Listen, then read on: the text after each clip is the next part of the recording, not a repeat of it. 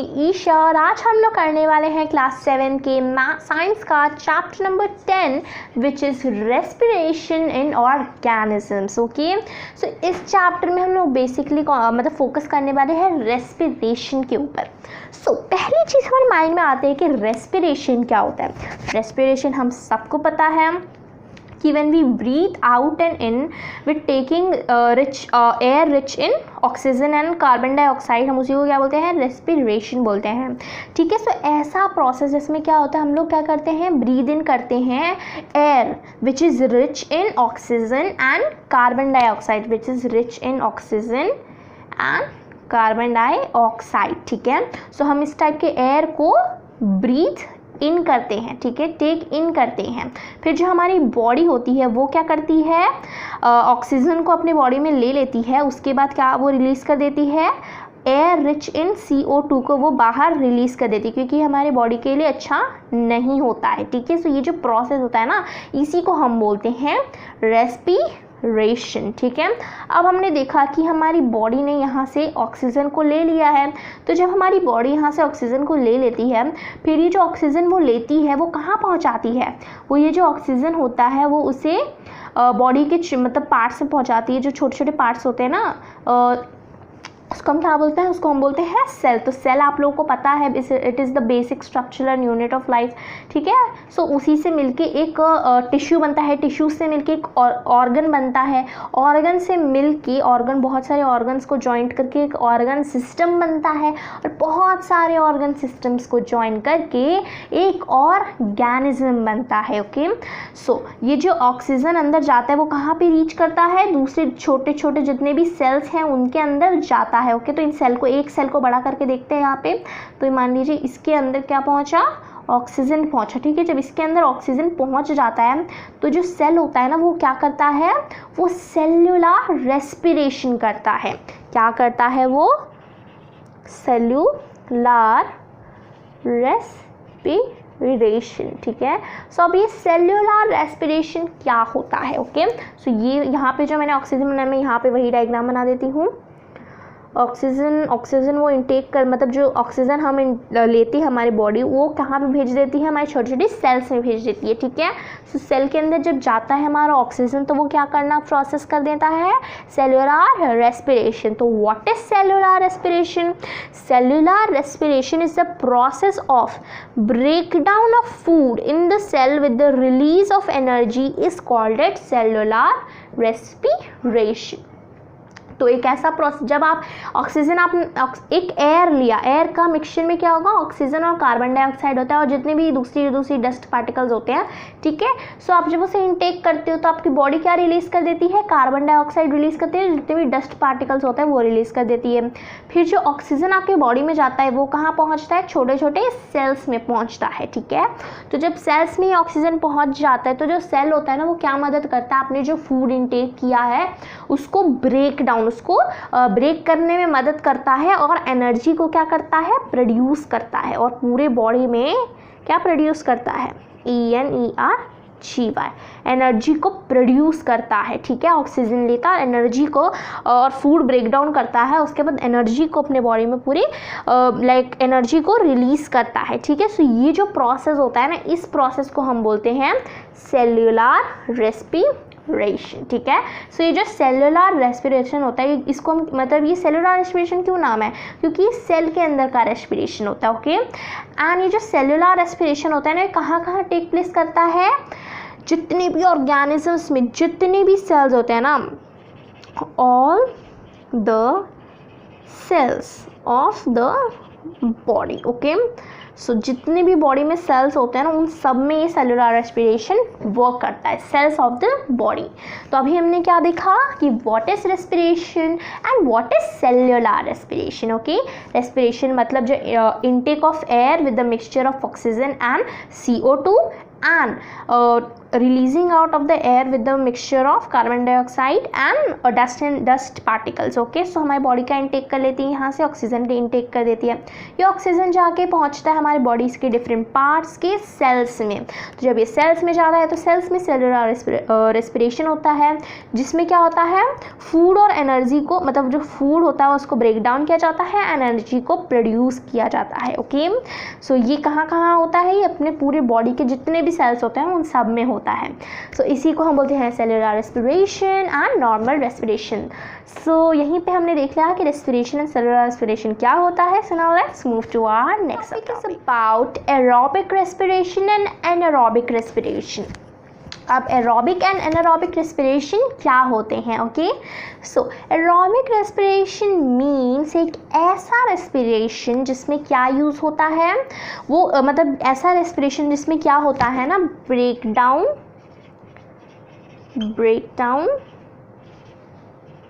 Of food होता है।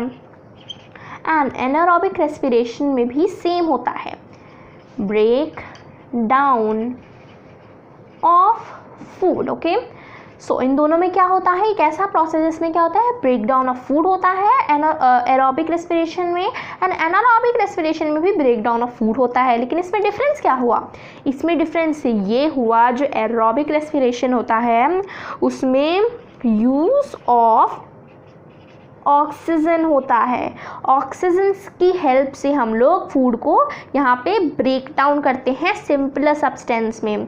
लेकिन जो एनारोबिक होता है उसमें क्या होता है, without the use of oxygen. Okay, so aerobic respiration ऐसा रेस्पिरेशन होता है which is important from the breakdown of food in simpler substances with the use of oxygen. Okay, and anaerobic क्या होता है, which is a process which takes place in the breakdown of food of simpler substances to simpler substances without the use of oxygen. बस इसमें यही difference है, दोनों क्या होते हैं ना, ब्रेकडाउन ऑफ फूड के लिए ही इंपॉर्टेंट होते हैं।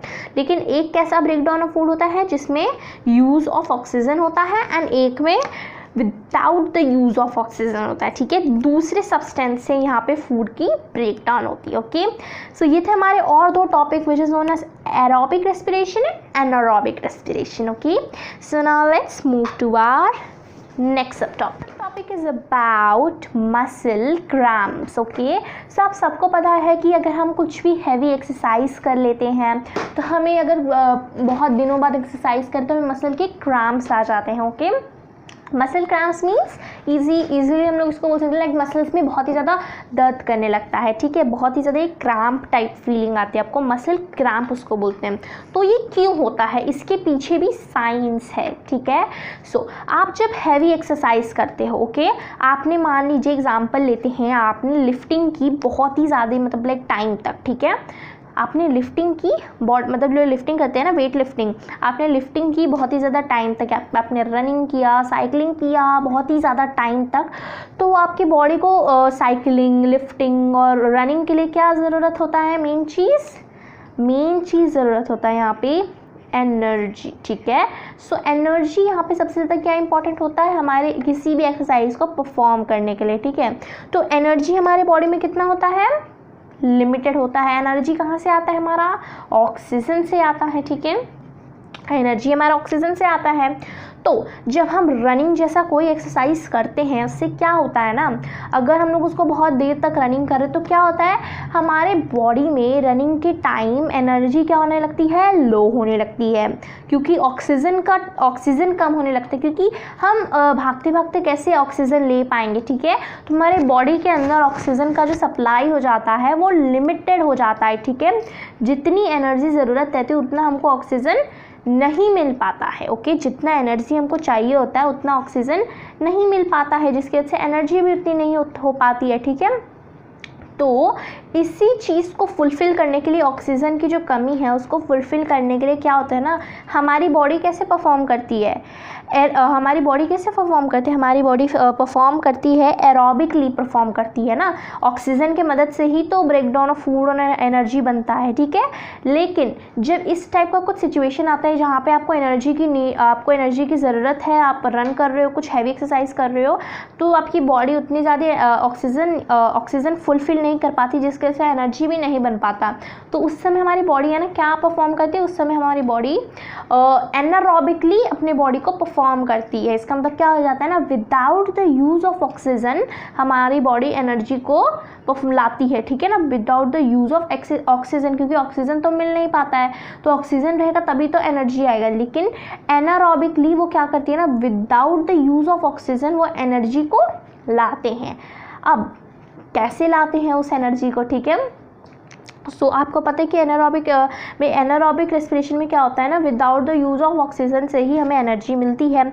तो अब क्या हो जाता है ना, जब आपको ज़्यादा ऑक्सीजन नहीं मिल पाता है एंड जब आपकी बॉडी एनारोबिकली परफॉर्म करने लगती है, एनारोबिकली परफॉर्म करने लगती है एनर्जी को लाने के लिए, तो उस टाइम क्या हो जाता है ना, आपके बॉडी में पार्शियल ब्रेकडाउन ऑफ फूड अकर होने लगता है, ठीक है। पार्शियल ब्रेकडाउन ऑफ ग्लूकोज या फूड, ग्लूकोज को ही हम फूड बोलते हैं, ओके। यहाँ पे जो ग्लूकोज दुकान में मिलता है वो नहीं, ग्लूकोज को हम लोग साइंस में, बायोलॉजी में फूड बोलते हैं, ओके, जो खाना होता है।